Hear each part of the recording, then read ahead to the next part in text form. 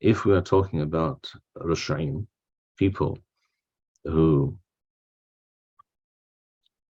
philosophy, whose ideology, whose behavior is antithetical to Torah, and they are not at all squeamish about making their positions, their views, their ideas known, it is not only mutar to speak ill of such people, it is a mitzvah to do so in order to teach people, to point out, to make clear that that is wrong, that is not correct, that is not according to the Torah, that is opposed to the Torah. This is the opposite of Hashem's will. This is the opposite of what a Jew should be doing.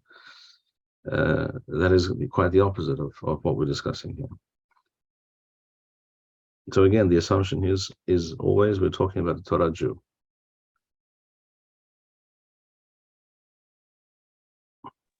Rabbi? Yes. Does this mean that the laws of Lashon HaRa would only apply to fellow Torah-observing Jews? Yes, that is exactly what it implies. This is nothing new.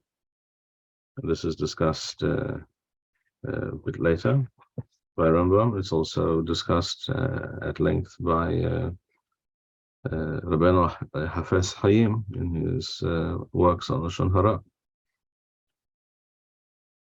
Again, if there's no purpose, if there's no to'eleth, there's no gain to be had by speaking of ill of someone, it was not for the purpose of teaching people what they should not do, what they should not think, what they should not believe, how they should not act.